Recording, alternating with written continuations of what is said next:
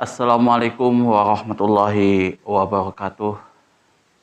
Innal hamdalillahi nahmaduhu wa nasta'inuhu wa nastaghfiruh wa na'udzubillahi min syururi anfusina wa min sayyiati a'malina. May yahdihillahu fala mudhillalah wa may yudlilhu fala hadiyalah. Asyhadu an la ilaha illallah wahdahu la syarikalah wa asyhadu anna Muhammadan abduhu wa rasuluh.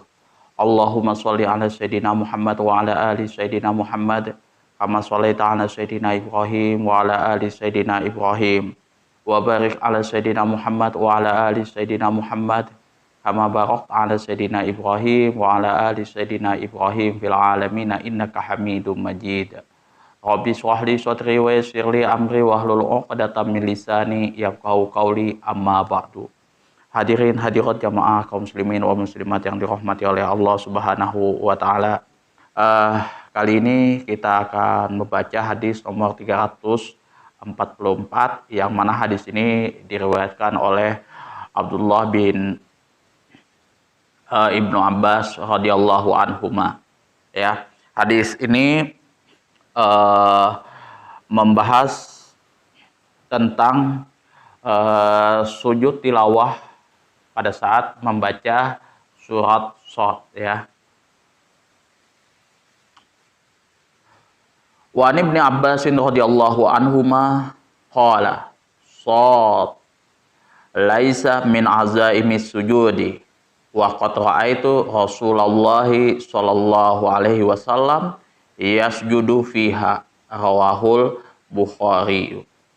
Wa an Ibnu Abbas radhiyallahu anhuma, dari Abdullah bin Abbas radhiyallahu anhuma, semoga Allah meridhoi atas keduanya, qala, telah berkata, Shad laisa min azaimis sujud, tidak termasuk dari yang dikukuhkan untuk sujud. Wa qad ra'aitu Rasulullah sallallahu alaihi wasallam yasjudu fiha, dan aku betul-betul telah menyaksikan Rasulullah sallallahu alaihi wasallam yasjudu, melakukan sujud tilawah fiha, pada surat Shad tersebut, ya.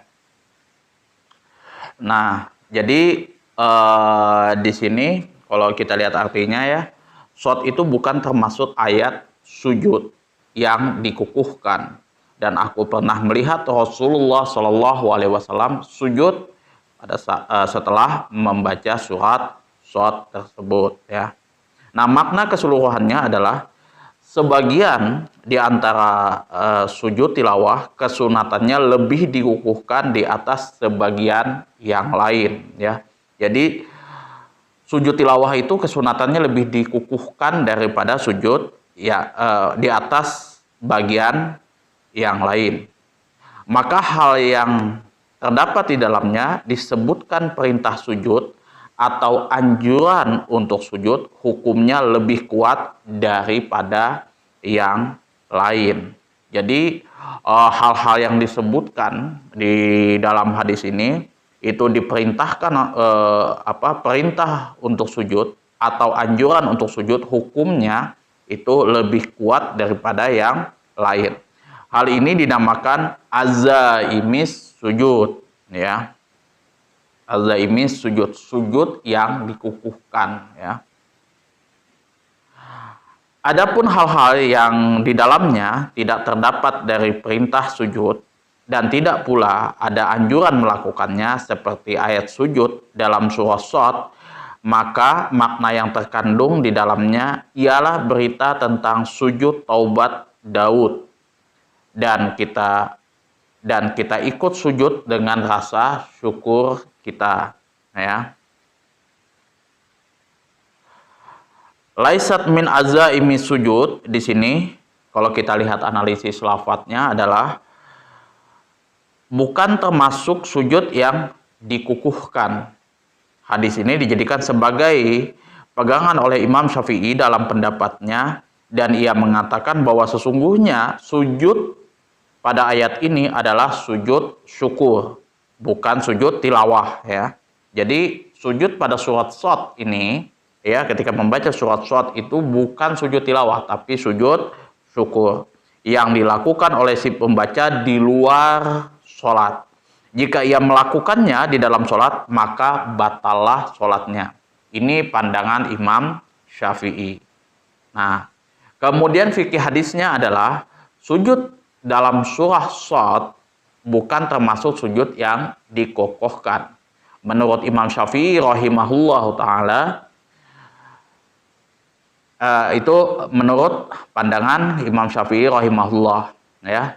Sedangkan jumhur ulama mengatakan bahwa ayat ini termasuk dalam sujud yang dikukuhkan oleh Nabi Shallallahu Alaihi Wasallam. Ya, seperti yang telah diberitakan oleh orang yang pernah melihat beliau, yaitu Rasulullah Shallallahu Alaihi Wasallam melakukannya. Jadi ada perbedaan pandangan di sini antara Imam Syafi'i dan jumhur ulama.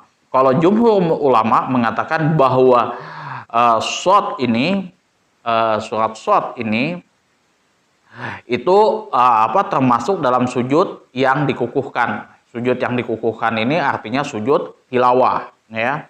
Karena ya seperti yang telah diberitakan oleh orang yang pernah melihat Rasulullah Shallallahu Alaihi Wasallam, ya. Kemudian kalau Imam Syafi'i mengatakan bahwa sujud pada ketika membaca surah Shad ini bukanlah sujud syukur, bukanlah sujud tilawah, tapi ini bagian dari sujud syukur di luar daripada sholat. Kalau misalkan dia melakukannya pada saat sholat, maka batallah sholatnya. Itu perbedaan Imam Syafi'i dengan jumhur ulama, ya. Jadi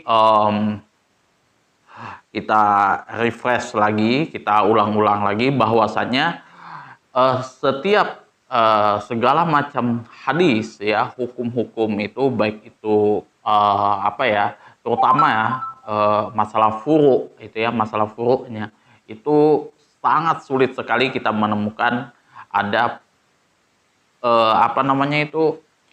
persamaan pendapat ulama. Itu pasti ada aja perbedaan ulama, baik itu jumhur ulama, Imam Syafi'i seperti itu, Imam Syafi'i dengan Imam Malik dengan ulama-ulama yang lain, pasti ada perbedaan pandangan tergantung dari sudut mana mereka memandangnya, seperti itu, ya. Jadi kalau hadis ini hadis yang menjadi pegangan oleh Imam Syafi'i rahimahullah ta'ala, bahwasanya shad itu bukan termasuk sujud yang dikukuhkan, bukan termasuk sujud tilawah, tapi ini adalah sujud syukur. Itu berbeda kalau dengan jumhur ulama, ini masuk dalam sujud tilawah, ya kan, seperti halnya yang telah diberitakan oleh orang yang pernah melihat beliau melakukannya, itu, ya. Jadi teman-teman pada saat membaca surah Shad, ya, sujud tilawah berdasarkan jumhur ulama itu tidak ada masalah. Tapi kalau misalkan teman-teman tidak melakukan sujud tilawah, mengambil pandangan Imam Syafi'i rahimahullah ta'ala, itu juga tidak ada masalah. Ini khilafiyah antara ulama dalam hal sujud pada saat membaca surah Shad, ya, apakah ini masuk dalam kategori sujud syukur atau sujud tilawah.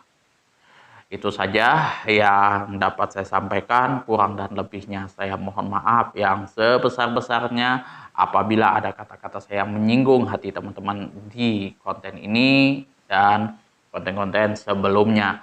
Begitu pula juga penyampaian saya mungkin membacakan kitab ini dan kitab-kitab yang lain dirasa ada kejanggalan dan kurang, harap dimaklumi dan teman-teman bisa memberikan kritikan, saran, masukan dan juga pertanyaan di kolom komentar, ya.